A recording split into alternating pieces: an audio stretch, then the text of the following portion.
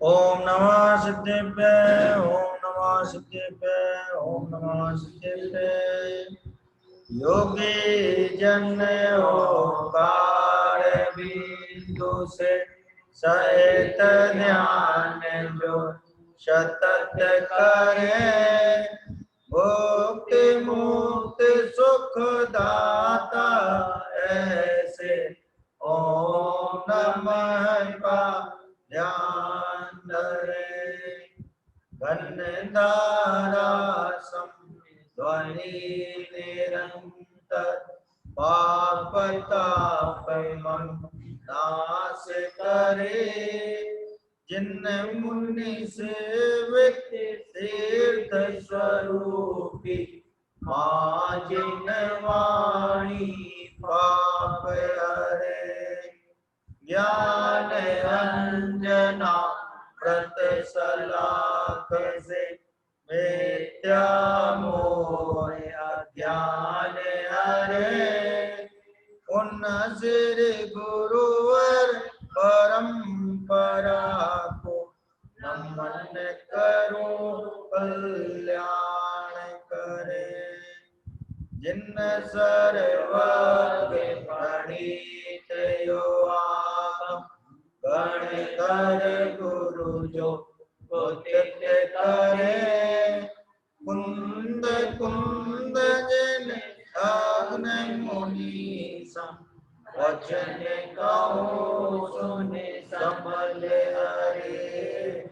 वचन कहो सुन संभल हरे। सुन वचनामृत संभल हरे।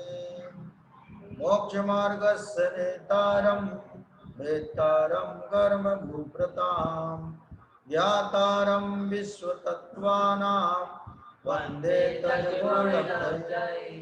नमः श्री वर्धमानाय निर्धूत कलिलात्मने सालोकानां प्रलोकानां यद् विद्यादर्पणायते तज्जयति परम ज्योति समं समस्तैरनंत पर्यायै। दर्पण तल एव सकला प्रतिफलति पदार्थ मालिकायत्र। दशलक्षण महापर्व का आज तीसरा दिवस है। आज के दिन का नाम है उत्तम आर्जव धर्म। क्या नाम है? उत्तम आर्जव धर्म। अपन ने पहले उत्तम क्षमा धर्म की बात की थी। जो उत्तम क्षमा धर्म क्रोध के अभाव से उत्पन्न होता है। उत्तम मार्गव धर्म की कल चर्चा की थी। जो उत्तम मार्गव धर्म मान कसाय के अभाव से उत्पन्न होता है। आज अपन जो है उत्तम आर्जव धर्म की बात करते हैं, जो मायाचारी के अभाव से उत्पन्न होता है। क्या माने? मायाचारी जो है वो बहुत खतरनाक कसाय है। और खास बात यह है कि आज के युग में मायाचारी को एप्रिसिएट किया जाता है। क्या दुनियादारी में जो चाक चौबंद हो, वो मायाचारी से दूसरे को उल्लू बना लेता हो, उसे चतुर माना जाता है। क्या माना जाता है? चतुर। तो देखो, जब कसाय जब तक बुरी बताई जाए तब तक तो उसके छोड़ने की संभावना बनी रहती है। जब वो कसाय लाइसेंस शुदा हो जाए, जस्टिफाइड हो जाए, सब लोगों के द्वारा स्वीकृत हो जाए, कोई उस पर उंगली उठाने तैयार ना हो, तब बहुत खतरनाक स्थिति हो जाए। आज लगभग वही स्थिति बन गई है कि मायाचारी को कोई मायाचारी मानता ही नहीं। जो सरल चित्त का व्यक्ति है, सरलता से अपनी बात कह देता है, अपने मन की बात बता देता है, तो उसे पोंगापंथी समझा जाता है, उल्लू समझा जाता है, मूर्ख समझा जाता है। जबकि एक्चुअलिटी ये है कि वो मायाचारी नहीं कर रहा है, वो सरलता से अपनी बात बता रहा है। लेकिन मायाचारी के चक्कर में पड़े हुए लोग हैं, उनको ये बात कहाँ समझ में आने वाली है। इसलिए अपना हर काम मायाचारी से सिद्ध करना चाहते हैं। जो काम बिना मायाचारी के भी हो जाए, उस काम में भी माया लगाए बिना नहीं रहते। उन्हें ये बात नहीं मालूम है कि काठ की हांडी एक बार चढ़ती है, दूसरी बार नहीं चढ़ती। काठ की हांडी में हमने दाल बनाई तो क्या दोबारा वो दाल बनाने लायक रह जाएगी? भाई पहली बार में ही वो जल जाएगी, दाल भी उसमें ढंग से नहीं बन पाएगी, तो क्या दोबारा बनने की तो संभावना ही नहीं है। तो मायाचारी से क्या एक बार और एक व्यक्ति को मूर्ख बनाया सकता है, हमेशा और हर व्यक्ति को मूर्ख नहीं बनाया जा सकता। मायाचारी जो है वो स्वर्ग की अर्गला है। स्वर्ग की अर्गला माने स्वर्ग जाने की बेड़ी है। जब आचार्यों ने कसायों का चित्रण किया तो तत्वार सूत्र ग्रंथ में, महान ग्रंथ तत्वार सूत्र में इस बात का उल्लेख किया कि माया तेर्यग यौन से। अच्छा एक बात बताइए, हम लोगों को कोई ऑप्शन दे कि मरने के बाद आप इन 4 गतियों में से कौन सी गति जाना पसंद करेंगे? क्या अपन सब एक स्वर में बोलेंगे देव गति जाना पसंद करेंगे। अब उसने क्या किया कि देवगति हटा दी, 3 ऑप्शन दिए और फिर कहने लगा कि अब बताइए मरने के बाद कौन सी गति जाना पसंद करेंगे? तो हमने कहा हम मनुष्य गति जाएंगे भाई, जब मनुष्य बनेंगे। तो उसने मनुष्य भी ऑप्शन हटा दिया। तो उसने क्या किया कि त्रेंच और नरक 2 ऑप्शन दे दिए कि अब बताओ मरने के बाद कहाँ जाना पसंद करोगे? नरक जाना पसंद करेंगे कि त्रेंच जाना पसंद करेंगे? नरक। क्यों नरक जाना चाहते हो भाई? त्रेंच में मायाचारी है, ये तो सही है। त्रेंच में निबोध है भाई साहब। एक इंद्री से लेकर के असंगी पंचेंद्री तक की जितनी पर्याय हैं जीव की, वे सारी की सारी त्रेंच गति में है। नरक जाना हम इसलिए पसंद करेंगे तो कम से कम संगी पंचेंद्री तो बनेंगे, वहां पर मन वाले तो होंगे, 3 ज्ञान वाले तो होंगे। लेकिन त्रेंच गति में चले गए तो एक इंद्रिय शरीर मिला क्या, और एक श्वास के 18वें भाग में जन्म मरण का दुख मिला। इसलिए बताओ त्रेंच गति की जो प्राप्ति कराए, निरोध की जो प्राप्ति करा दे, वो कसाय बड़ी है कि नरक की गति प्राप्त करा दे, वो कसाय बड़ी। जब क्रोध करके तो हम नरक जा सकते हैं और मायाचारी करके त्रेंच जा सकते हैं। तो बताओ मायाचारी कितनी खतरनाक कसा है? क्या मायाचारी व्यक्ति जो है वो पूज्य बड़े पुरुषों को भी नहीं गिनता है, उनके साथ भी मायाचारी करने से नहीं चूकता है। क्या आजकल तो मिठबोलों का जमाना है। क्या का जमाना है? मिठबोलों का मतलब क्या है कि जो मुंह सोबड़ी बातें करें, तिलक देख चेहरा देख के तिलक काढ़े, क्या उनका जमाना है। माने कोई किसी को सही बात उसके मुंह पे कह दे, ये तो अब रहा ही नहीं है, ये तो चलन में, इस चलन से ही बाहर हो गया। उसे लगता है इसको सही बोल देंगे तो बुरा लग जाएगा, चाहे उसका कितने अहित हो जाए। देखो मित्र का नाम हितैषी है। मित्र का नाम क्या है? हितैषी। और मित्र, हमारा मित्र यदि हमारी बुराई, हम में जो बुराई है, एक्चुअल जो हम में बुराई है, जो एक्चुअल विद्यमान अवगुण है, उसका वो हमारे मुंह पे बखान कर दे तो कल से वो शत्रु हो जाता है। अब मित्र भी कैसा चाहिए कि जो हमारी हाँ में हाँ मिलाए। क्या मिलाए? बताओ वो मित्र है कि शत्रु है जो हमारी हाँ में हाँ मिला रहा है? हम गलत बोल रहे हैं, हम इस बात को जान रहे हैं कि हम 100% गलत बोल रहे हैं, लेकिन वो क्या है कि हमारी हाँ में हाँ मिला रहा है। तो बताओ वो हितैषी है या हितैषी है कि शत्रु है? लेकिन बताओ जो हित की बात नहीं कहता, क्या मायाचारी से हमारी गलत बात का ही समर्थन करता है, वो भी हमें मित्र सा भाषित होता है, एक्चुअल में वो शत्रु है। तो ये मायाचारी जो है हर क्या मन में घर कर गई है।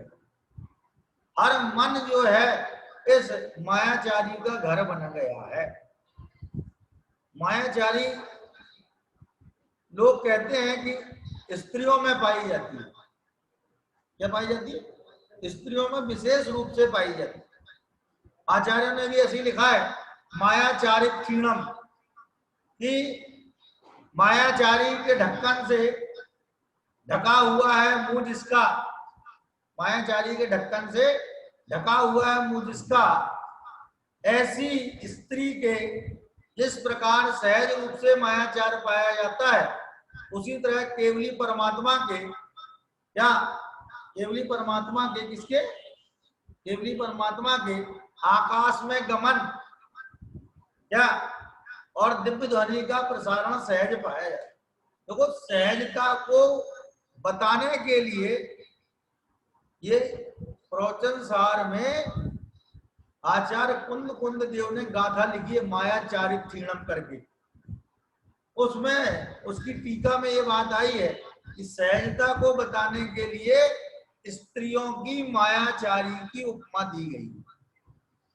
माने पुरुष मायाचारी करे तो असहज, क्योंकि उसको आदत नहीं, क्यों, और स्त्री मायाचारी करे तो सहज, क्योंकि उसको खूब आदत, रात दिन वो इसी में पगी हुई है मैसूर पाक की तरह, क्यों। तो कहने का अर्थ क्या है कि हम ये समझते हैं कि स्त्रियों के मायाचारी हो सकता है आचार्य कुंद कुंद देव के जमाने में स्त्रियों के मायाचारी विशेषता से पाई जाती हो, आज भी पाई जाती है, आज की मनाही नहीं है, लेकिन अब इसमें और बढ़वारी हो गई है, अब ये पुरुषों तक फैल गई है। क्या माने पुरुष भी जैसे पहले जमाने के लोग एक दूसरे को कड़वी बातें कहते हुए गुरेज नहीं करते थे, परहेज नहीं करते थे, यदि वो सही बात है तो भले ही कड़वी लग रही हो तो भी कहने में हिचकते नहीं थे। आज की स्थिति क्या हो गई है कि हम जो है किसी को सही बात जानते बूझते भी नहीं कहते हैं। क्यों नहीं कहते हैं? बुरा लग गया तो वैसे ही हमारे शत्रु बहुत है, एक और बढ़ जाएगा। तो बताओ मायाचारी का फैलाव, वितान और विस्तार क्या कितना अधिक हो गया है, और ये मायाचारी हमें कहाँ ले जाएगी? तिरंज गति ले जाएगी। माया तैर्यग होने से मायाचारी त्रियंच योनि का कारण है, और त्रियंच योनि का मतलब हो गया एक इंद्री से लेकर के संगी पंचेंद्री तक के जितने त्रियंच हैं वे सब मायाचारी के फल में बने हैं। देखो आड़े तिरछे परिणाम थे, कैसे परिणाम थे? आड़े तिरछे परिणाम थे, तो शरीर भी आड़ा तिरछा मिल गया। क्या त्रियंच कैसे हैं? सब आड़े हैं, बड़े हैं कि आड़े हैं? बताओ आड़े हैं। कहने का आशय क्या है कि जैसा परिणाम होता है तदनुकूल बंध होता है और वैसी ही गति की प्राप्ति होती है। इसलिए मायाचारी महा खतरनाक कसाय है। देखो तो प्रयोजन भूत माया और अप्रयोजन भूत माया, काम की माया और बिना काम की माया, मतलब की माया और बिना मतलब की माया। जहां तो कोई काम सज रहा है वहां तो हम मायाचारी करते ही करते हैं, लेकिन जहां हमारा कोई काम नहीं है, मनोरंजन के नाम पे लोग मायाचारी करते हैं, एक दूसरे से झूठ बोलते हैं, क्या उसे फंसा देते हैं, फिर वो परेशान होता है तो खिलखिलाते हैं, मने मन मुस्काते हैं। तो बताओ ये सब का फल लगेगा कि नहीं लगेगा? हमें इस बात का रत्ती भर भी विश्वास नहीं है कि हमारी मन वचन काय की दुश्चेष्टाओं का फल लगने वाला है। जबकि स्थिति यह है कि जिस समय चित्त में मायाचारी उत्पन्न होती है उसी समय कर्म बंद हो जाता है। जिस व्यक्ति के साथ में हमने मायाचारी की है, क्या वो व्यक्ति यदि बलवान हुआ तो पिटाई कर देगा, क्यों? कमजोर हुआ तो छोड़ देगा, लेकिन बलवान हुआ तो पिटाई कर देगा। इसलिए मायाचारी हमेशा कमजोर व्यक्ति के साथ में की जाती है, और मायाचारी कमजोर व्यक्ति ही करता है। सहजोर व्यक्ति अपने बल से काम सिद्ध करने की चेष्टा करता है। अच्छा, मायाचारी व्यक्ति जो होता है वो हमेशा सशंक और भयाक्रांत बना रहता है, शंका सहित होता है और भयातुर रहता है, भयाकुल रहता है। क्यों? क्योंकि उसे रहता है कि कहीं मेरी पोल ना खुल जाए। जो उसने दुरंगी नीति चलाई है वो दुरंगी नीति का भेद न खुल जाए, इस बात से हमेशा वो आतंकित रहता है। और जो सशंकित है, आतंकित है, वो ढंग से लौकिक काम भी नहीं कर सकता है। क्या? तो आध्यात्मिक और धार्मिक कल्याण की बात तो बहुत दूर की है। इसलिए ये जो उत्तम आर्जव धर्म है, ये धर्म हमें ये बात बतलाता है कि ऋजोर भावा आर्जवम, जैसे मृदोर भावा मार्दवम, मृदुता का भाव, कोमलता का परिणाम मार्दव धर्म है, उसी तरह सरलता का परिणाम, सरल बात। क्या एक बार हम रविंद्र जी के प्रवचन सुन रहे थे, उन्हीं के सामने बैठ करके, तो वो एक बात उन्होंने बहुत अच्छी कही। कहले देखो, शेर था, शेर भगवान महावीर स्वामी का जीव। उस शेर को कहा कि तू भगवान है। क्या कहा? भगवान, तू भगवान है। तो उसने एक्सेप्ट कर ली बात। उसमें उसने कट्टा नहीं लगाया, क्रॉस नहीं लगाया, ननु नच की शंका उत्पन्न नहीं की। तो हमसे आचार्य कहते हैं कि हम भगवान हैं, तो पता नहीं हम कैसे भगवान हैं, हम तो भगवान है नहीं, हम तो इंसान हैं। हमें उस पे ये बात स्वीकृत नहीं होती है, क्योंकि हमारी मायाचारी उसमें कट्टा लगाने तैयार है। तो सरलता होनी चाहिए। सरल, जैसे वो कहते हैं ना, सांप जो है दुनिया में कहीं भी फिरे, कैसा फिरेगा? यूं यूं यूं यूं, ऐसे फिरेगा, यूं यूं यूं, आड़ा तिरछा चलेगा। लेकिन जब भाई साहब बिल में घुसने का नंबर आएगा तो बिल्कुल सीधे घुसेगा बिल में। आड़ा तिरछा घुस सकता है बिल में? तो हम दुनिया में कहीं भी रहे, कहीं भी बाहर रहे, क्या मायाचारी के परिणाम पूर्वक रहते हैं। लेकिन जब अंदर स्वभाव में जाना हो तो मायाचारी रख करके जाएंगे कि त्याग के जाएंगे?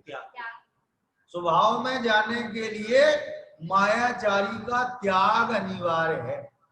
और स्वभाव में जाए बिना धर्म की प्राप्ति माने सुख की प्राप्ति संभव ही नहीं है। धर्म माने सुख, आपको धर्म करना है, धर्म करना है माने सुख करना है, सुख प्राप्त करना है, धर्म प्राप्त करना है। माने धर्म यदि सुख से कनेक्टेड ना हो, क्यों? धर्म यदि कष्ट से कनेक्टेड हो, धर्म यदि तकलीफों से, क्या धर्म यदि पीड़ा से रिलेटेड हो, तो बताओ कौन धर्म करना चाहेगा? धर्म का सीधा ताल्लुक, सीधा संबंध सुख के साथ है। इसलिए धर्म करने का मतलब है सुख प्राप्त करना। जगत की बाहर के प्रपंचों से, बाहर की आकुलताओं से दूर होकर के स्वभाव का विचार करना और स्वभाव का विचार पूर्वक स्वभाव में जमने रमने का प्रयास करना, इसका नाम धर्म। तो ऋजुता, सरलता है। युगल जी साहब ने लिखा है, यह पुष्प सुकोमल कितना है, तन में माया कुछ शेष नहीं, अंतर का प्रभु भेद कहूं, उसमें ऋजुता का लेस नहीं। और चिंतन कुछ, फिर संभाषण कुछ, वृत्ति कुछ की कुछ होती है, और स्थिरता निज में प्रभु पाऊं जो है, अंतर का कालुष धोती है, अंतर कालुष धोती है। क्या ये प्रभु, मैं अपने अंदर की बात कहूं तो सही बोलूं तो उसमें ऋजुता का लेसा ही नहीं है, सरलता का उसमें प्रवेश ही नहीं है। हम 24 घंटे मायाचारी करते हैं। भाई जब ये आर्थ परिणाम, जो आर्थ परिणाम है ना, आर्थ परिणाम, आर्थ रौद्र परिणाम, तो रौद्र परिणाम की बात नहीं कर रहा मैं आर्थ परिणामों की बात कर रहा हूँ। ये आर्थ परिणाम जो है, इसको आर्थ ध्यान कहते हैं। आर्थ ध्यान, ये आर्थ ध्यान पूरी तरह मायाचारी रूप है। क्या छल प्रपंच, क्या योजनाएं बनाना, कैसे उसको है सीधा करना है, कैसे उससे चीज हथियानी है। क्यों?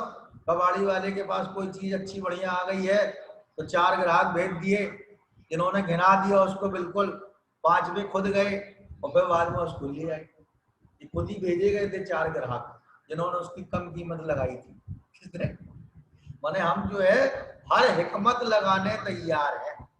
मायाचारी से काम सिद्ध करने तैयार है, जबकि आचार्य कहते हैं कि लौकिक कार्य की सिद्धि में, इसके लौकिक कार्य की सिद्धि में पुण्य एकमात्र हेतु है और पारलौकिक कार्य की सिद्धि में पुरुषार्थ प्रधान है।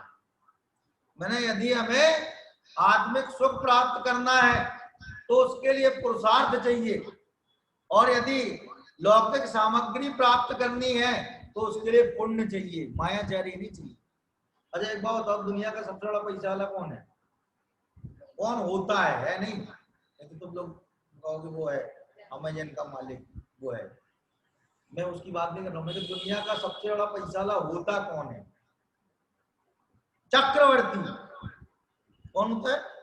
मनुष्य की अपेक्षा, बोलो देवों की अपेक्षा नहीं, देवों में तो इंद्र होता है, लेकिन मनुष्यों में सबसे बड़ा पैसा वाला कौन है? चक्रवर्ती। अच्छा उसको चक्रवर्ती पद मायाचारी से प्राप्त होता है? नहीं। कैसे प्राप्त होता है?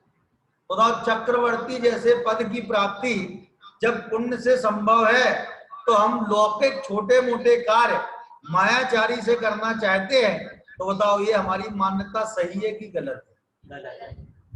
और हम मायाचारी का निरंतर प्रयोग करते हैं तो परिणामों में क्लेश बना रहता है, क्लेश संक्लेश बना रहता है। जब तक हमारी मायाचारी सफल ना हो क्या, तब तक हमें उसके प्रति जो है निरंतर व्यग्रता बनी रहे, और सफल हो जाए तो फिर दोबारा प्रयास करो। तो कहने का आशय क्या है कि सरलता जो कि हमारा स्वभाव है, जैसे क्षमा हमारा स्वभाव है, मार्दव हमारा स्वभाव है, उसी तरह आर्जव भी हमारा ही स्वभाव। क्या यदि हम सरल परिणाम वाले होते हैं, अपने परिणाम सरल रखते हैं, तो बताओ ये हमारा स्वाभाविक भाव है कि वैभाविक भाव है? स्वाभाविक भाव। प्रत्येक आत्मा आर्जव स्वभावी है, भगवान सिद्ध भी आर्जव स्वभावी हैं, सरल परिणाम वाले। क्या तो परिणामों में जो सरलता होगी तो वचनों में भी प्रकट होगी, और वचनों में भी प्रकट होगी, काया में भी आएगी, लेकिन परिणामों में भी कुटिलता होगी तो क्यों? वो वचनों में भी कुटिलता होगी, काया में भी कुटिलता होगी। तो देखो मायाचारी के अभाव से आर्जव धर्म की उपलब्धि होती है, और इसमें जो उत्तम शब्द लगा है वो इस बात का प्रतीक है कि बिना सम्यक दर्शन के आर्जव धर्म उत्पन्न नहीं होता। माने आर्जव स्वभावी निज भगवान आत्मा को जाने बिना पर्याय में आर्जव धर्म की उपलब्धि संभव नहीं है। इसलिए आत्मा को जानने का सर्वप्रथम विधान है। आचार्यों ने क्या सर्व प्रकार से केन प्रकारेण इसी बात का उपदेश दिया है कि निज आत्मानम विद्धि, निज आत्मा को जानो। इंग्लिश में कहते नो दाई सेल्फ, अपने आप को पहचानो। क्यों? बिना अपने को पहचाने किसको सुखी करना है ये बात समझ में नहीं आई। तो आचार्यों ने मायाचारी का भी बहुत विस्तार से वर्णन किया है। तो वो पूजनकार दयानंद राय जी साहब क्या लिखते हैं, कपट न कीजिए कोई। क्यों? कपट किसी को नहीं करना चाहिए, कि कपट न कीजिए मोए, कि मुझे नहीं करना चाहिए, बाकी को करना चाहिए।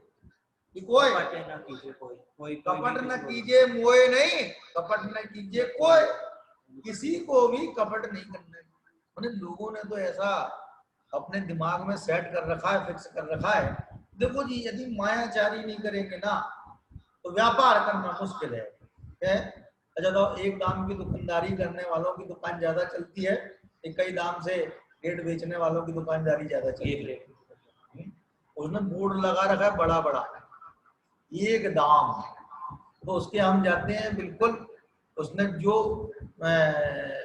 बिल बना दिया तो उसमें हम कहते भाई साहब उसमें गुंजाइश है क्या? तो वो कहते भाई साहब बोर्ड देख लो। क्या कह रहा है? बोर्ड देख लो, एक दाम, माने इसमें कोई कंसेशन नहीं है, कोई भी रियायत किसी प्रकार की नहीं है। जो इसमें आपका बिल बना है वो आपको पे करना है। अब बताओ उसने एक दाम की दुकानदारी करके कौन सा झूठ बोला हमसे? कोई झूठ। और बताओ वो बढ़िया दुकानदारी कर रहा है कि नहीं कर रहा है? हम 10 रेट बोल करके भी जो है वैसी दुकानदारी नहीं कर पाते हैं। माने इतनी मायाचारी करके भी दुकानदारी वैसी नहीं कर पाते हैं जैसी वो एक दाम की दुकानदारी कर ली। इसका मतलब ये बात भी कहाँ रही कि मायाचारी से कार्य सिद्ध होते हैं। बिना मायाचारी के भी पुण्य का उदय हो तो कार्य सिद्ध होते हैं, और मायाचारी करते रहे और पुण्य का उदय ना हो तो काम सिद्ध होंगे क्या? नहीं। इसलिए बात बिल्कुल 100% गलत है कि मायाचारी के बिना काम नहीं चलता है। काम तो सब चलता है, लेकिन क्या करें, हमारी जबान में झूठ बस गया है क्या, और हमें झूठ बोले बिना हमारा पानी पचता नहीं है। इसलिए हम झूठ बोलते हैं, मायाचारी का प्रयोग करते हैं। तो कह रहे कपट न कीजिए कोई, क्यों? चोरन के पुर ना बसे। चोरों के नगर होते हैं क्या? भारत में कितने नगर ऐसे हैं जो चोरों के हैं?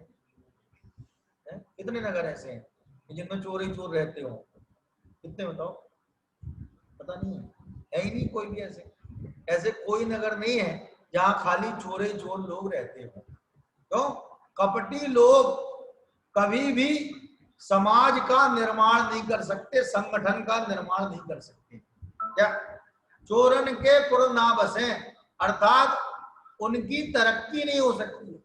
इनकी चोरों की, भाई जो चोरी करेगा वो कभी ना कभी तो पकड़ा जाएगा कि नहीं पकड़ा जाएगा? क्यों? और जब पकड़ा जाएगा तो आगा पीछा सारा वसूल लिया जाएगा कि नहीं वसूल लिया जाएगा? अच्छा तो जितनी जिसके पास में 2 नंबर की दौलत है, क्यों, और वो उसने इसके नाम से उसके नाम से जमा कर रखी है, तो ये भी तो हो सकता है कि जिसके नाम से जमा कर रखी हो कल को वही दगा दे जाए। क्यों? होता कि नहीं होता है? उसके नाम से प्रॉपर्टी थी और उसने 2 नंबर की थी, उसने अपने नाम से नहीं ले सकता था, दूसरे के नाम से ली, तो उसने दूसरे ने कहा कि अरे जब हमारे नाम से तो हम ही रखे ना इसको, फिर दूसरे को देने का फायदा क्या है? तो बताओ उसकी वो प्रॉपर्टी चली जाएगी नहीं चली जाएगी? उसने तो इकट्ठी करी 2 नंबर से, है सरकार से छुपा छुपा के टैक्स बचा बचा करके, हाँ वो चीज इकट्ठी कर ली, और वो बताओ सारी की सारी एक बार में चली गई नहीं चली गई? क्यों? माने लक्ष्मी जो है जैसे आती है वैसे ही जाती है। क्या वो कह रहे हैं यदि पाप से कमाई गई लक्ष्मी है क्या, इसलिए लोग कहते भी इस बात को कि भैया मेहनत का पैसा टिकता है और जो हराम का पैसा होता है वो टिकता नहीं है, उसके पैर होते हैं, वो एक ना एक दिन चला जाता है। तो बताओ मायाचारी से इतना पैसा इकट्ठा किया, 2 नंबर का पैसा इकट्ठा किया, दूसरे के नाम पर इकट्ठा किया, और वो सारा का सारा विलीन हो गया कि नहीं हो गया? तो इतना सारा क्लेश किया है, इतने परिणामों में विकृति हुई, इतना पाप का बंध हुआ, इतनी अशांति भोगी, क्यों? और रिजल्ट क्या आया? शून्य बटे सन्नाटा। क्या रिजल्ट आया? शून्य बटे सन्नाटा। तो इस बात को भी समझ करके ये चित्त में अवधारण करना चाहिए कि मायाचारी का त्याग आवश्यक है, आवश्यक नहीं अनिवार्य है। तो कह रहे कपट न कीजिए कोई, चोरन के पुर ना बसे। तो देखो आगे क्या लिख रहे हैं वो, सरल स्वभावी होए ताके घर बहु संपदा।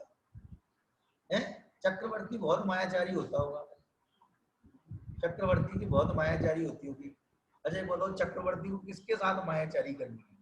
किसके साथ करनी है? कौन से राजा के साथ उसको मायाचारी करनी है, कौन के साथ सरलता रखनी है? तो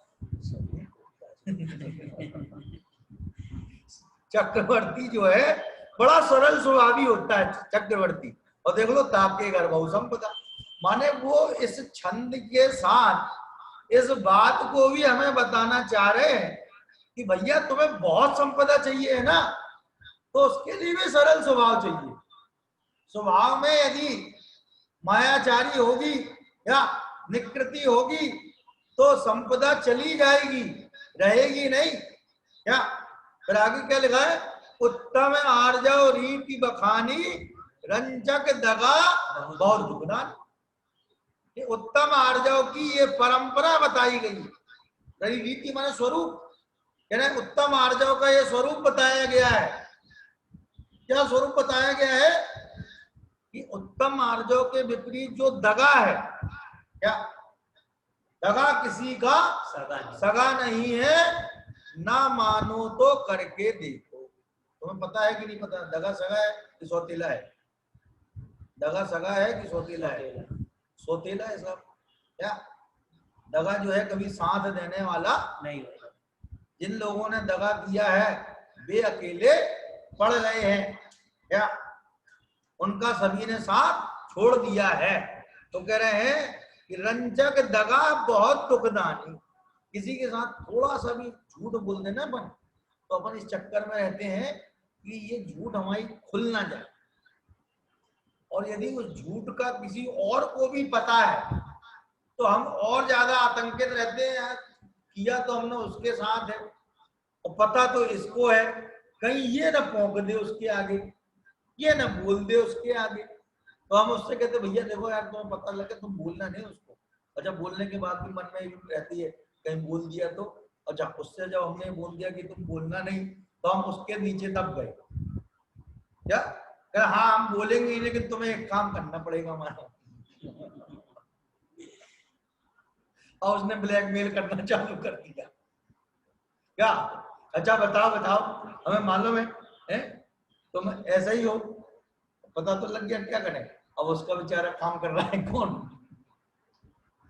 जिसका वो कभी काम करने तैयार ना होता, लेकिन उसका झूठ पकड़ा ना जाए, इस भाव से वो उसका काम करने तैयार हो जाता है।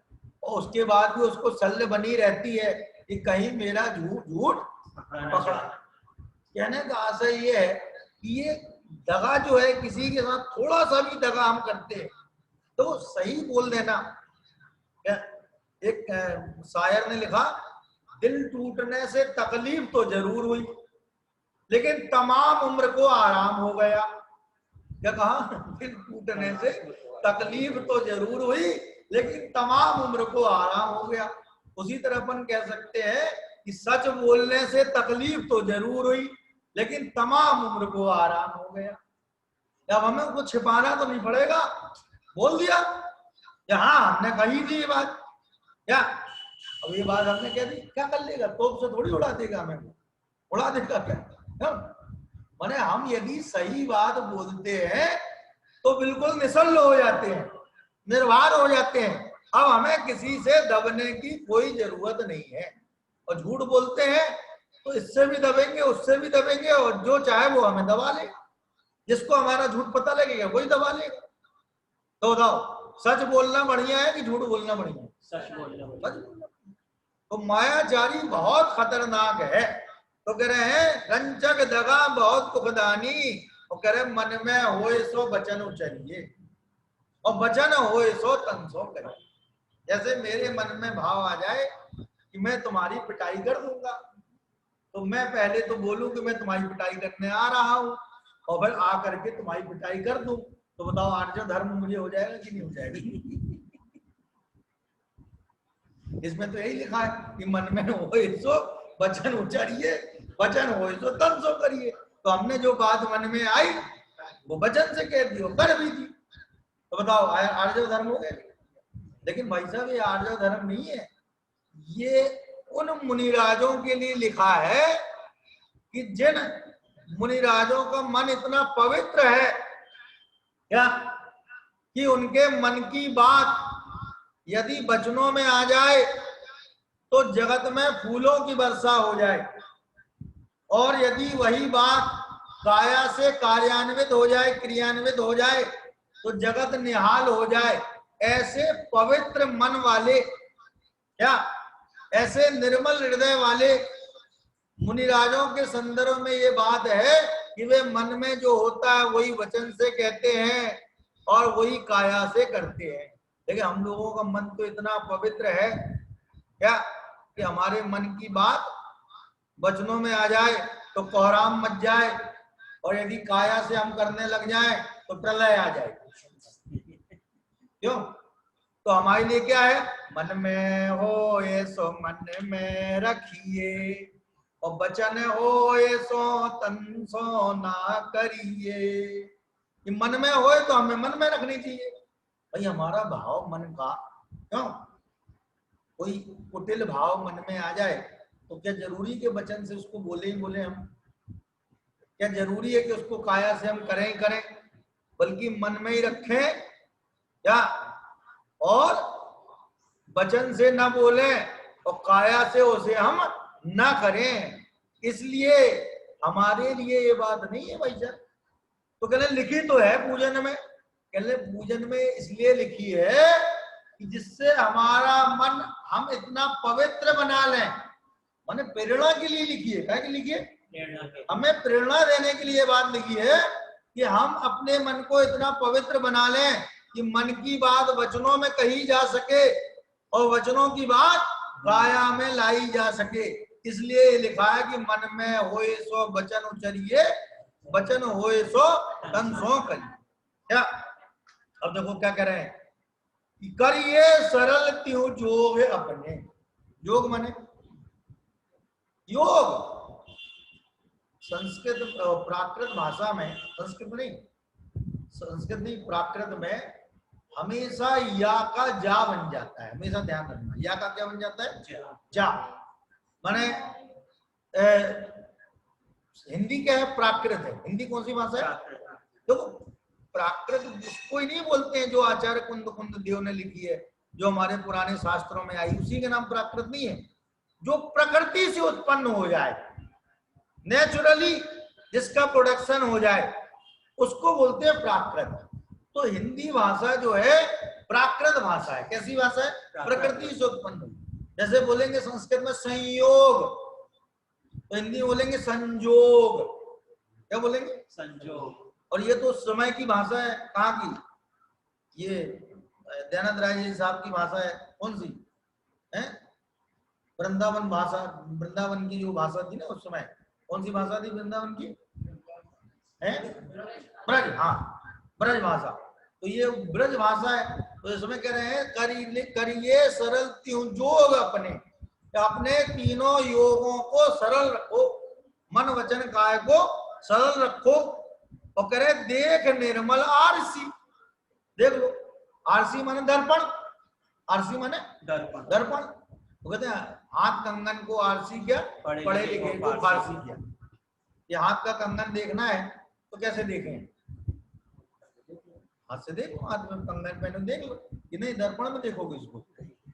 तो कह रहे हाथ कंगन को आरसी क्या, पढ़े लिखे को फारसी क्या। जो पढ़ा लिखा उसको फारसी क्या समझाना। तो वो कह रहे हैं कि आरसी माने दर्पण। तो कह रहे देखो कि करिए सरल त्यों जोग अपने देख निर्मल आरसी है। हम दर्पण को देखते हैं तो वो जैसा हम होते हैं वैसे ही दिखते हैं। अच्छा, एक आंख वाला व्यक्ति दर्पण के सामने जाए क्या, तो बताओ वो दो आंख वाला दिखेगा कि एक आंख वाला दिखेगा? जैसे कोई एक फोटोग्राफर के पास गया, वो कहने लगे तो एक काम करो, एक बढ़िया सी फोटो खींचो हमारी। कौन गया? काणा। काणा गया फोटोग्राफर के पास और कह रहा है बढ़िया सी फोटो खींचो। तो बोला देखो साहब, बढ़िया होगी तो आपकी नहीं होगी, और आपकी होगी तो बढ़िया नहीं होगी। क्या मतलब? भाई साहब जब तुम्हारी आंख ही एक है तो दो कहां से आ जाएगी? और दो आ जाएगी तो तुम्हारी नहीं होगी फोटो, किसी और की होगी। तो कह रहे देख निर्मल आरसी, कि तुम दर्पण को देख लो, जैसा हम होते हैं वैसे ही दिखता है, दिखाता है वो, ये कुछ और दिखाता है। जैसे हम होते हैं वैसे। तो हमारे जैसी बात मन में है वही वचन से दिखनी चाहिए, वही काया से दिखनी चाहिए। ऐसा उन्होंने दर्पण का उदाहरण देके बताया। और कह रहे मुख करे जैसा लखे तैसा, जैसा हम मुख करते हैं वैसे ही उसमें दिखाई देता है दर्पण में। क्या? और कपट प्रीति अंगार सी, वो कह रहे कपट की प्रीति। तो कितनी गजब बात लिख दी उन्होंने कि कपट के प्रति उपादेयता। माने हम यदि कपट नहीं करते हैं लेकिन कोई कपट करके सफल हो जाता है तो हमें उसकी बड़ी महिमा आती चित्त में। अरे राम, हम तो सीधे साधे रहे जीवन भर और कुछ कर नहीं पाए, और उनको देखो जरा आज कहां से कहां पहुंच गई। क्या? तो कपट के प्रति जो उपादेयता है वो अंगार सी, माने अंगारे के समान कही गई है। और फिर वो लास्ट में क्या करें, नहीं लहे लक्ष्मी अधिक छल करी करम बंद विशेषता। हम समझ रहे हैं कि हम ज्यादा छल करेंगे तो ज्यादा लक्ष्मी आएगी हमारे पास। लक्ष्मी कब ज्यादा आएगी अपने पास में, जब ज्यादा पुण्य का उदय होगा। कि ज्यादा छल करेंगे क्यों, जब पुण्य का उदय होगा, जब पुण्य का उदय होगा। छल करने से तो लक्ष्मी चली जाएगी, पुण्य नष्ट हो जाएगा। तो कह रहे नहीं लहे लक्ष्मी अधिक छल करी, बल्कि क्या होता है, कर्म बंद विशेषता। कर्म विशेष रूप से कर्म बंद होता है, अधिक अधिक कर्म बंद होता है। और फिर क्या करें, भय त्याग दूध बिलाव पीवे। भय त्याग करके दूध जो है बिलाव को पीता है। क्यों, भय त्याग करके दूध बिलाव को पीता है, कि भय त्याग करके बिलाव दूध पीता है। भय त्याग करके दूध बिलाव हाँ दूध पीता है। मैं ये देख रहा था कि तुम लोग सुंदर भी नहीं सुन रहे हैं। भय त्याग करके बिलाव जो है वो दूध को पीता है और आपदा नहीं देखता। कोई डंडा लेकर के मारने वाला है ये देख ही नहीं पाता है। उसी प्रकार से मायाचारी करते हुए भविष्य में इसका क्या दंड मिलने वाला है, ऐसी आपदा को देखा ही नहीं पाते हैं और भय त्याग करके मायाचारी करते रहते। ये इसके लिए दिया उदाहरण है कि भय त्याग दूध बिलाव पीवे। जैसे वो बिलाव बिलोटा, बिल्ली का पति, बिल्ली का पति कौन हुआ, बिलोटा। वो जो बिलोटा है वो भय को त्याग करके दूध पीता है और आने वाली आफत को, आपदा को नहीं देख पाता। क्या उसी प्रकार से हम निर्भय होकर के मायाचारी करते हैं और आने वाली आपदा को नहीं देख पाते। इसलिए हम उत्तम आर्जव धर्म के दिन ये समझें कि वास्तव में मायाचारी बहुत खतरनाक है और इसका अभाव करके उत्तम आर्जव धर्म प्राप्त करें। इसी मंगल भावना से अभी की बात को समाप्त करता हूँ। ओम कारे ओम मय ओम ओम ओम कारे ओम मय ओम ओम ओम कारे ओम मय ओम ओम